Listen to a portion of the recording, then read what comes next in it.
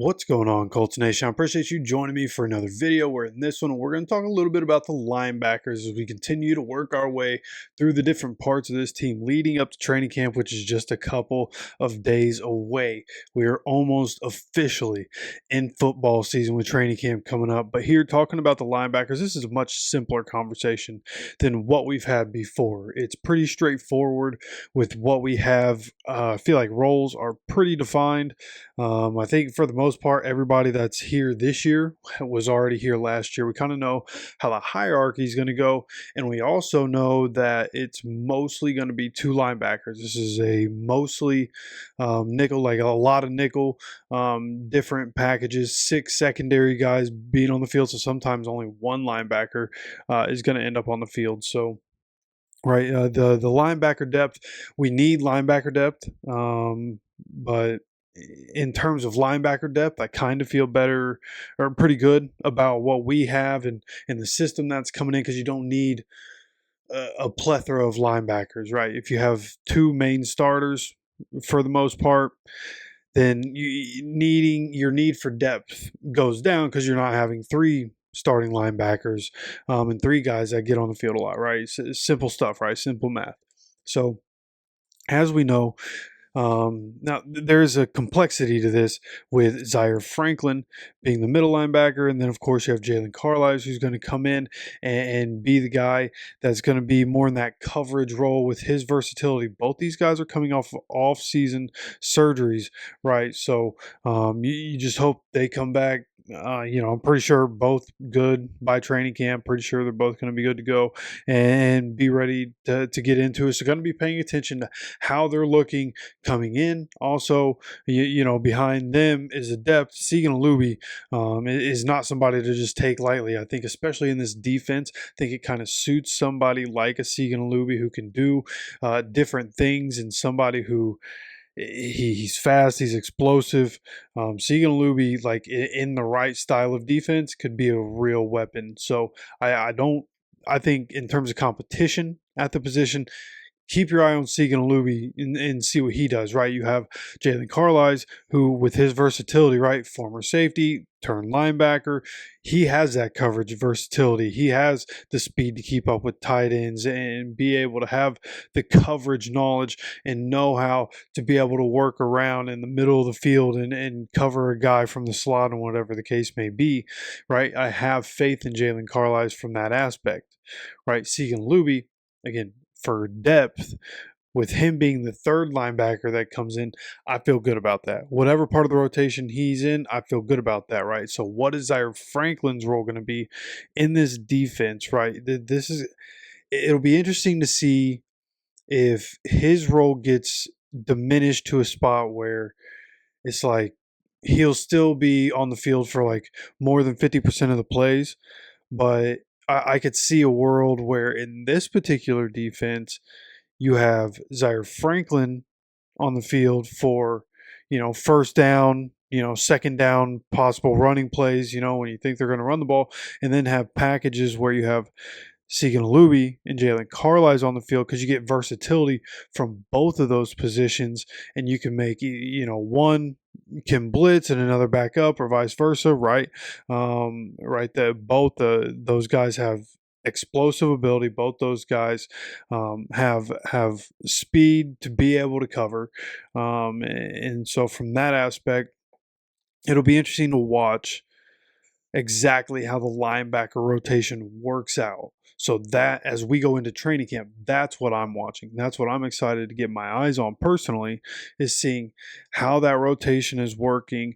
What packages are we rolling out with, the linebackers and the coverage guys, right? How many corners, how many safeties, how many linebackers I'm going to be watching, just like I'm watching who's going to be on the defensive line, right? Trying to figure all this out in real time, I assume, is going to be pretty challenging, trying to watch offense and defense with the way that I've heard it's kind of set up.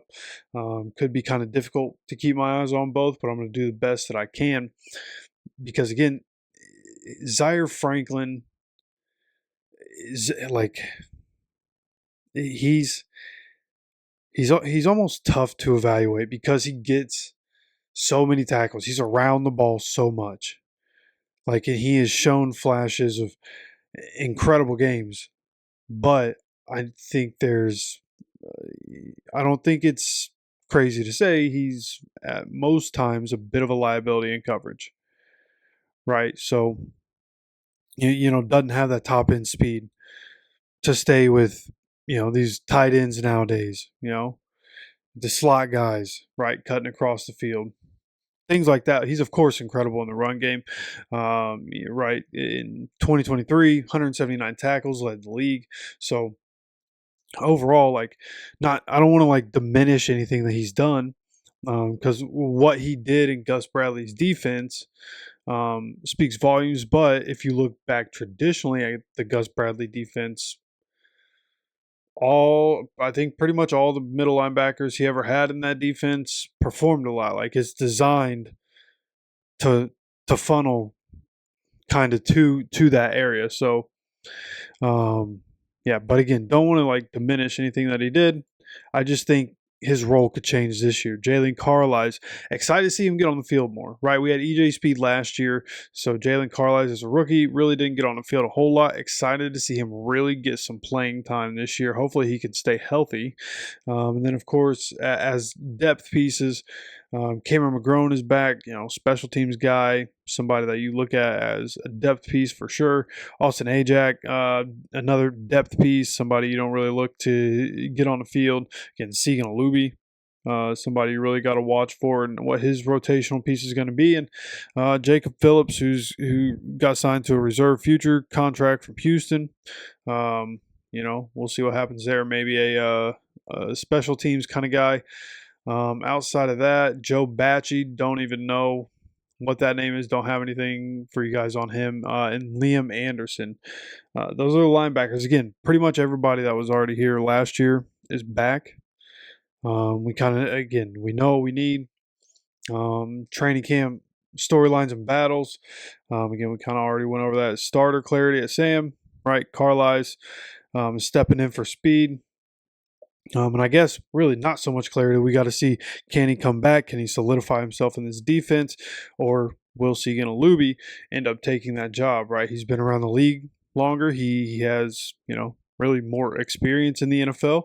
So we'll see exactly how that goes. But for the time being, sure seems like Carlisle is going to take that spot. And then again, the mic rotation, what's going to happen there? How much is Segan Luby going to get on the field in that role? Will anybody else be able to get on the field from the linebacker spot? Does Hunter Wohler factor into the linebackers? Is something that's going to be interesting to watch.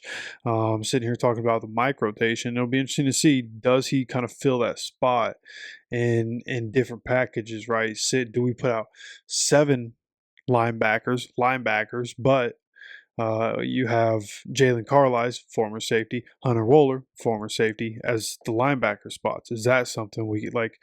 I think the people call Lou Anarumo the mad genius, right? Something like that. So if that's the case, I could see him doing some stuff like that. It'll be interesting to see if that is something, a package that he tries to put together. The special teams value, we kind of know what we're getting from everybody on that aspect. Segan Alubi on special teams is incredible. So with him as a depth piece, him still playing on special teams, presumably, like that. Cameron McGrone is still on the team, and Liam Anderson, because of what they do there. Austin Ajak, same thing. So what they put out on special teams is fine. We just have to be better from that aspect. I think that comes down to coaching. I think it's been very obvious. Bubba Ventrone moves on when we go from one of the best special teams units to Brian Mason and one of the probably middle at best special teams units since he came in. So we'll see what we can do this year. We definitely have to get better on special teams, though. But then when you look at it, it's going to be one of the main things overall, I guess, in this defense that I'm really looking for. But again, especially with the linebackers, is alignments, coverage versus run, right? Looking at the different ways that we move within this new scheme and the different packages that get put together. Really going to have my eye on that to see exactly what that is, and whatever I can gather, I'm going to get to you guys as much as I possibly can. So not going to continue to reiterate the rest of the notes that go along here. Really just everything that we've already talked about again. Linebacker, a much simpler conversation we've had. Um, all these same guys, we kind of know what we're getting from them. It would be nice. That's the weak point on the defense right now is the linebacker, or probably on the entire team is the linebackers. We have Zaire Franklin up there, one of the better middle linebackers in the NFL, and then a couple guys, Segan Alubi and Jalen Carlisle, that I feel good about. So not great, but not terrible either. So, we'll see what happens with this linebacker room. You let me know your thoughts on this linebacker room and your expectations for them in this defense going into the 2025 season. Whatever your thoughts are, let me know in the comment section. I love hearing from you guys. And of course, if you enjoy the content, make sure to hit the like button and make sure you're subscribed with notifications on so you continue to get notified anytime we drop any content on this channel. Of course, I appreciate you stopping by for another video.